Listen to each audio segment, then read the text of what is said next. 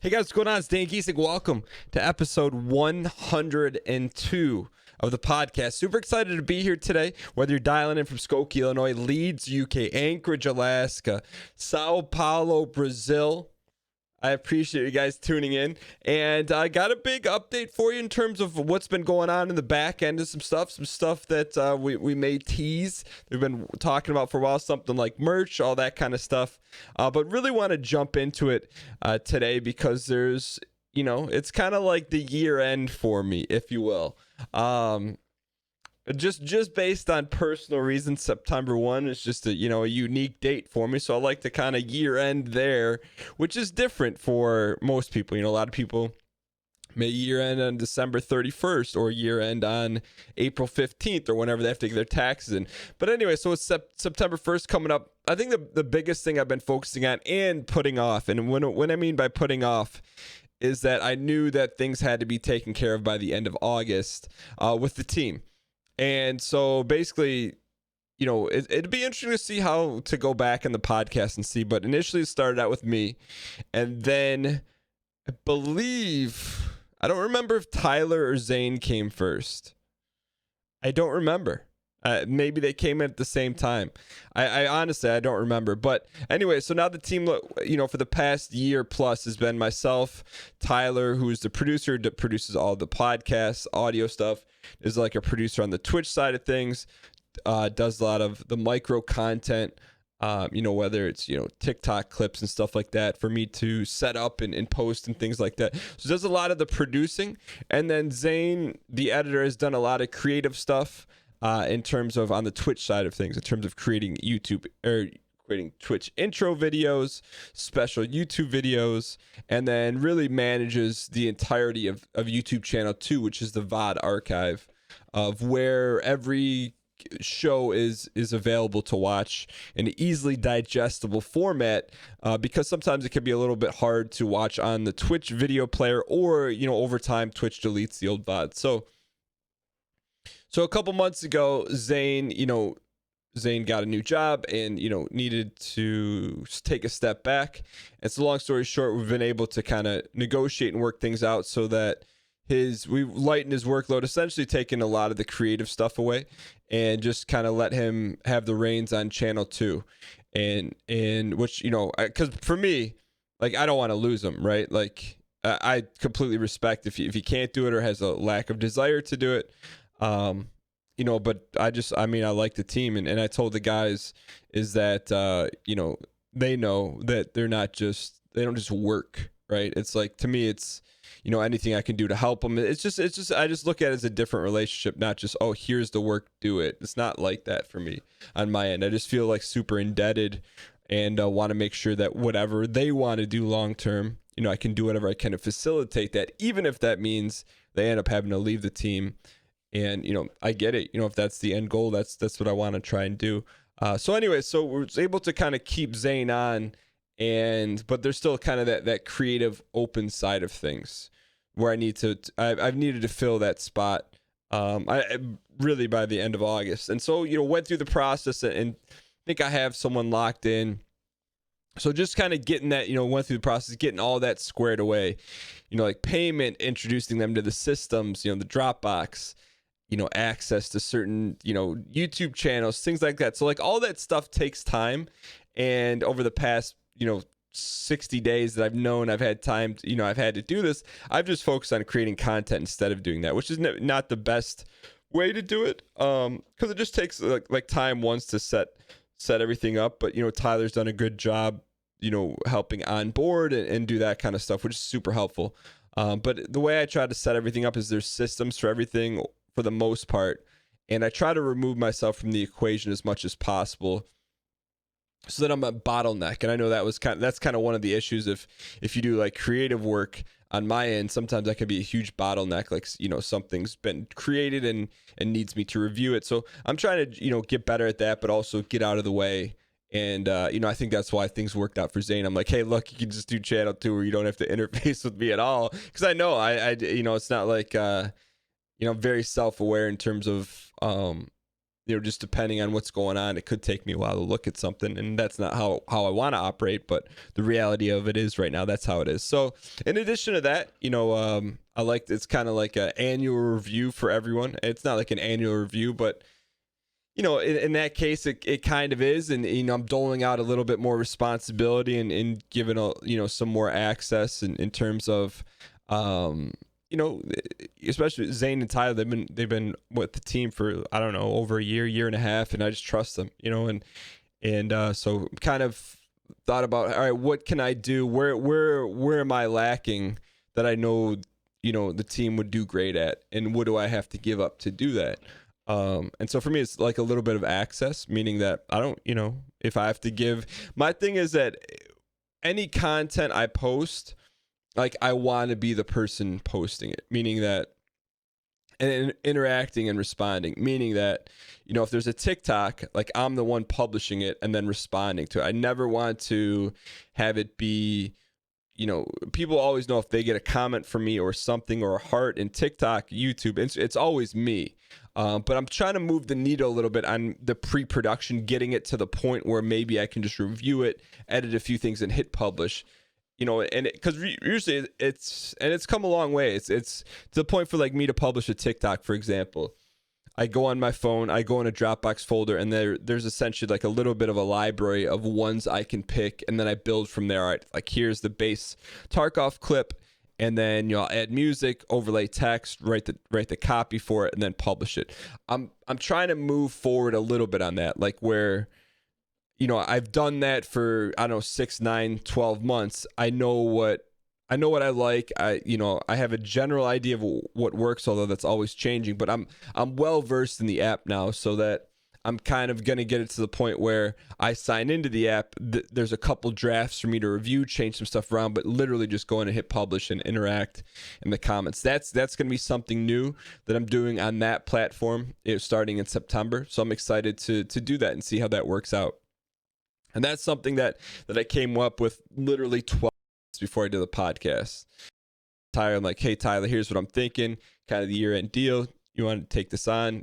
And Tyler's, he's, when we first started TikTok in the early days, like, I didn't know what I was doing. He started his own account and was kind of messing around too. But I know he's familiar with the app and knows what I've done. He's just super dialed in. So I'm comfortable literally giving access to my TikTok account to him, because I know he'll do a good job, and he's not going to post anything ever. He's just going to kind of get it to the finish line, and then I'm going to push it over the finish line. So it'll be interesting to see how that goes. So I'm excited to move forward with that. On the flip side, Twitch, so the overall subscriber numbers have dipped, and I talked a little bit about it on Check the Wire with Ryan Geary. And essentially, subscribers, the people that subscribe to the show on Twitch, it's like the lifeblood of everything else, right? Like, it's the number one revenue generator. It's recurring. And so it's dipped. It's not dipped to a point where it's like alarming, but I think there's a ton of factors involved. I think the Tarkov hype has died down a little bit, and but at the same time, it's not an alarming thing to me, but it's something I'm looking at. On the flip side, in terms of revenue of things, I've done, by the time this week is over, in the past 14 days, I would have done more sponsored deals than I have in the past 4 years. And it's not synonymous. I mean, it's not like that didn't happen because the subscriber numbers are dipping, and it's not happening, and it forced the subscriber numbers to dip. It's just ironic that that's how the timing was, and because there's some really cool, interesting deals that have popped up really all at once, or all really hit, at the end of August, early September. So I'm excited to do that. There's some really exciting things in the works for that, and also feel extremely grateful for the fact that the community understands, and that I'm not going to ever take a deal that isn't a good fit, unless it's literally insanely disproportionate value-wise. And I think people understand that. So, but really what's maybe do with like having the subscriber numbers dip a little bit, it's not that it's never not been, but allowing me just really refocusing on the community and really making sure I'm dialed into what the community wants to see, and make sure to do more of that, and more listening, and more being a little more attentive in that regard. Because I feel like during like the winter months, it was like 100, and that's part of it too. During the winter months, it was 100% locked in, streaming 5 days a week at the exact same times. Tuesdays streaming a ton, with Unity and stuff like that. And so, I think just in nature, my time live has gone down. I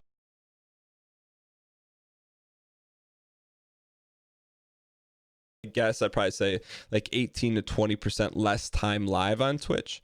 And to me, I'm okay with that, meaning that it's allowed me to have like a little bit, balance is not the right word, but it just feels a little more sustainable for me. So it's kind of just, continuing to tweak, try new things.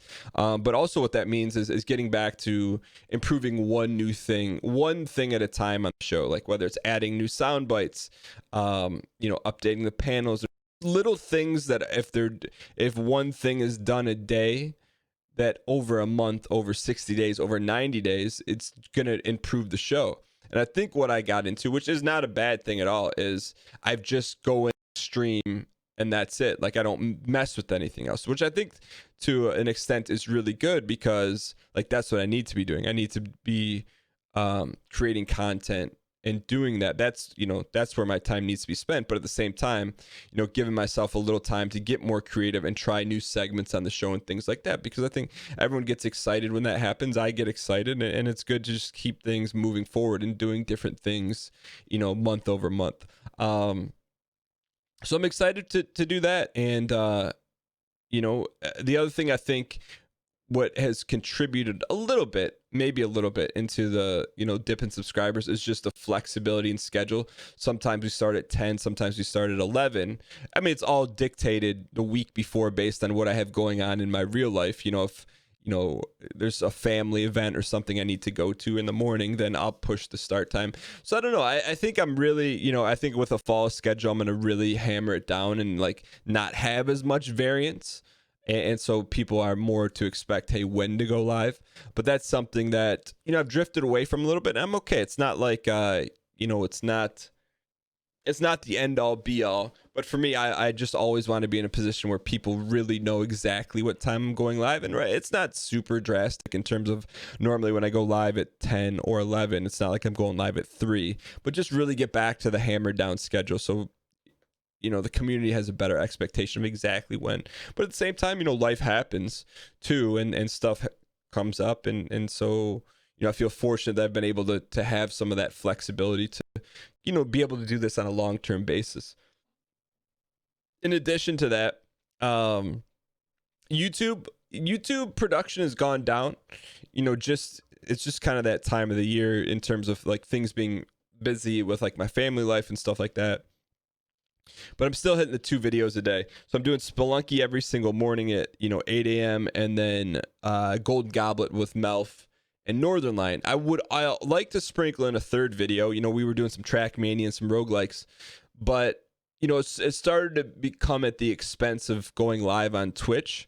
And so to me, it's just being able to front load those videos all at once. And I could see slowly kind of trickling out a third video, a couple days a week. But I just don't want to get on the treadmill where I'm just running from YouTube to Twitch back home and just not having the time to take a step back and be creative and work on something like distribution or Instagram or TikTok. That's where I'm really at. So I'm just being a little bit more diligent and over promising things and running the content creation side so thin.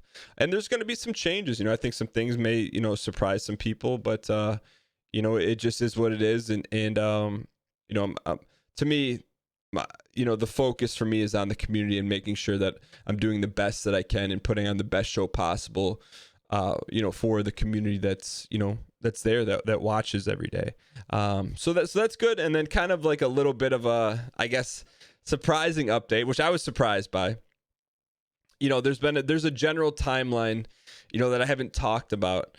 In terms of doing our first merch launch, and the timeline was set a couple months ago, and really in terms of merch, what's going on is I have very little experience in dealing with that whatsoever, and so 99% of my trust and decision making is going with Jay Wolves at my door, who's doing the whole thing. And so I'm like, literally, if I don't know, like, I'm just like, all right, whatever you think, man, because I trust them. There's some things so far I'm like, oh, let's change this a little bit. But for the most part, just kind of told them what I was looking for, and I saw like kind of an early design. I'm really excited about it. I think it turned out really well. And so there's been a lot of progress in that area. Where nothing, no dates or anything, but I think the timeline that was set is going to happen. So I'm really excited about that, and kind of like a little bit surprised because I haven't like checked in with Jay or anything like that. I just said, hey, look, here's kind of what I'm looking for, and it's there, and to me that's why I just like working with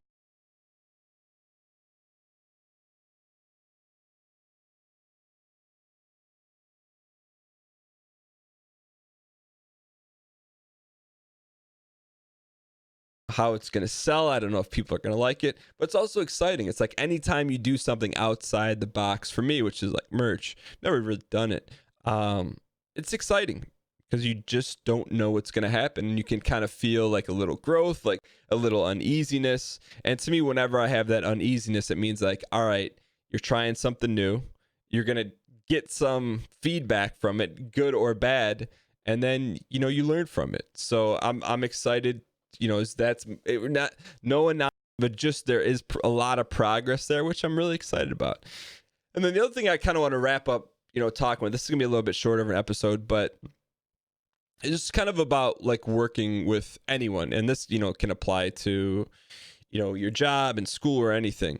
And one of the things that I feel like I've learned, in my short life experience, which is actually kind of a lot, is that I think there's a big difference between, and it's very simple and very subtle, but between saying something is okay, like it's okay, versus I understand.